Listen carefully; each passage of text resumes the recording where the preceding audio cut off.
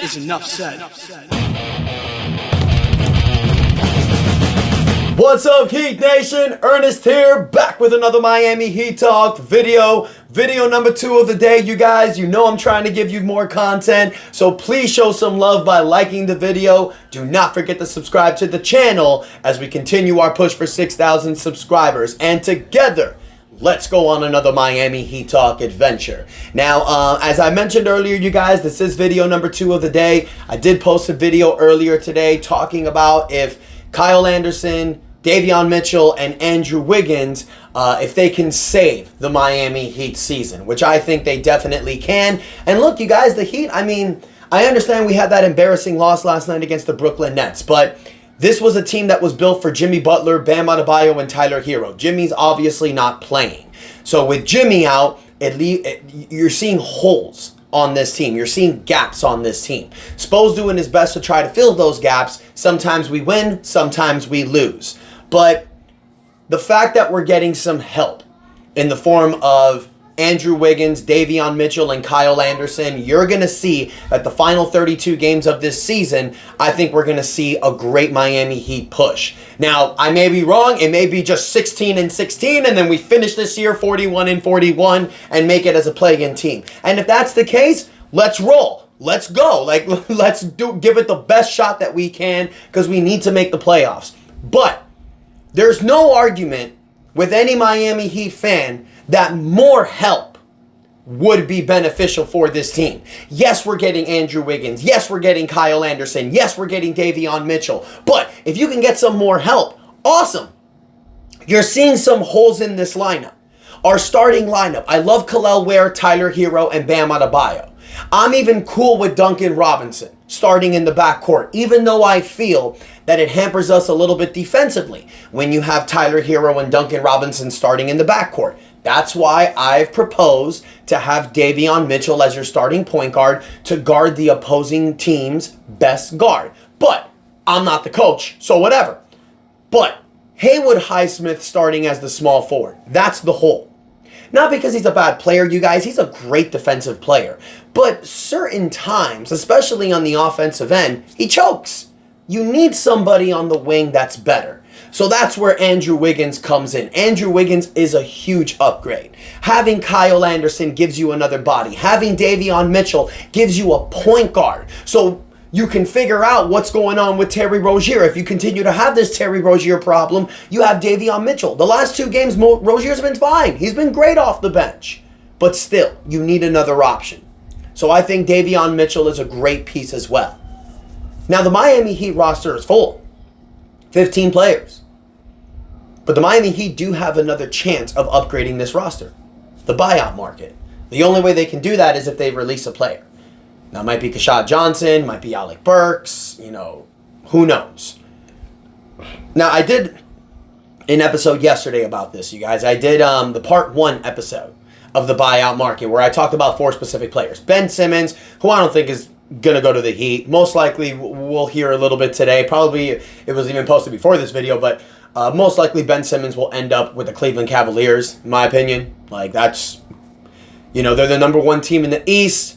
They have the flexibility to sign somebody who is making the amount of money as Ben Simmons, because remember, if you're a first or second apron team, in the luxury tax, you cannot sign buyout players. If you're a second apron team, you can't sign buyout players at all. If you're a first apron team, you cannot sign a buyout player that was making more than $12.7 million, which is the NBA's full mid-level exception. I know I'm boring you, but that's just the way it goes. So for people thinking, the Lakers are going to get Ben Simmons or the Celtics are going to get Ben Simmons. No, they can't. They're apron teams. They're hampered. That's just the way it is. Phoenix, Milwaukee, Boston, they cannot sign buyout players at all. So they can't upgrade in the middle of the season because they're first apron teams. And then you have Dallas, you have LA, you have a few other teams that are also first apron teams. The Heat, with that trade for Jimmy Butler, got themselves out in the aprons. So they're no longer a first apron team. So now the Miami Heat can actually sign whoever they want that becomes available in the buyout market. And they don't have to make a decision right away. The cutoff day is in the middle of March. Now, yesterday I talked about, like I mentioned, Ben Simmons, Chris Middleton, Malcolm Brogdon, and Bruce Brown, just to name a few. There's been other names that have come up. Now, look, I'll mention a few of these names. Daniel Theus, who was already waived. Kelly Olynyk with the Toronto Raptors. Yusuf Nurkic. PJ Tucker. Jaren Springer. No, I believe Jaren Springer already signed. But these players, like PJ Tucker, Kelly Olynyk, Yusuf Nurkic, Daniel Theus, I don't have any interest. I understand Yusuf Nurkic is averaging about 8.2 points a game, 9.5 rebounds. I mean, maybe the Miami Heat can entertain that, but I don't think that's what the Heat needs. I think if the Heat are going to go for anybody in this buyout market, you need to get a guard. You need to get somebody who may be possibly an upgrade to start as the starting shooting guard instead of Duncan Robinson. Somebody who can give you a little bit more flexibility on that starting lineup. Make this starting lineup even better. Now, yesterday I proposed it should be either Bruce Brown, Chris Middleton, or Malcolm Brogdon. I think those would be three great fits, especially starting next to Tyler Hero. One other player that I didn't mention, whose name I'm going to talk about specifically on this episode, Marcus Smart. Marcus Smart, you guys, as we know, had a huge rivalry against the Miami Heat back when he was with the Boston Celtics. We had some battles against this guy in the 2020, 2022, and 2023 playoffs. Marcus Smart has my respect because he is one of those dog mentality players that was with Boston. Now, he was traded as a part of the package that sent Drew Holiday out and eventually ended up with the Memphis Grizzlies. Oh, no, excuse me. He was traded for the Kristaps Porzingis trade. But anyways, he got himself to the Memphis Grizzlies, got injured last year. You thought that Marcus Smart was going to be this piece that was perfect with this grit and grind Memphis Grizzlies team. Hasn't really worked. In 19 games, only averaging 21 minutes a game, the dude's averaged 8.7 points a game, 3.7 assists, 1.2 steals, 32% from the three-point line, 35% from the field. Very numbers. But one thing about Marcus Smart, you guys, dude has incredible defense and tenacity. Now, he was recently traded to the Washington Wizards, so there's really no benefit for Marcus Smart to stay on the Wizards. Wizards made all these trades, but you know they're probably going to buy out a bunch of these players.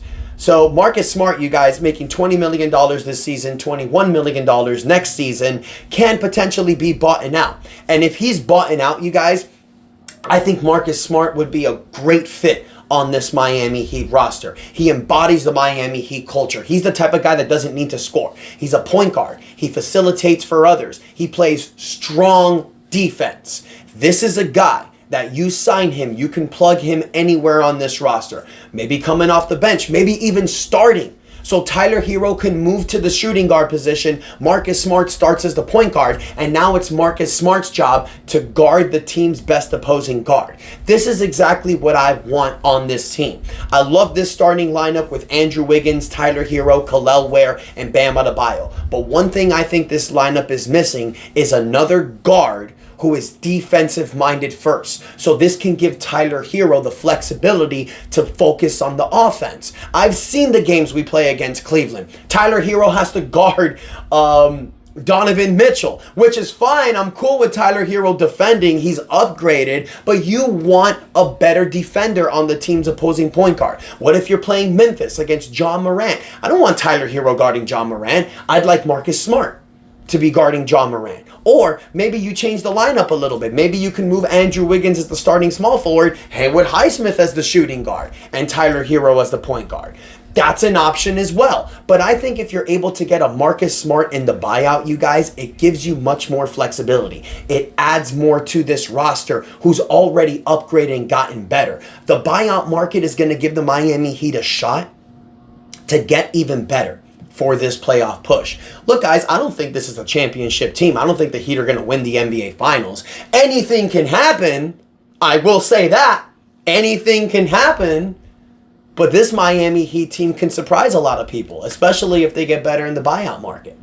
So what do you guys think? Do you think Marcus Smart would be a good addition on this roster, or would you stay away from Marcus Smart? Let me know what you guys think in the comments. Don't forget to like, share, subscribe. We're pushing to 6,000 subscribers. Thank you guys so much for the support. And until next time, your boy Ernest out, and that is enough said.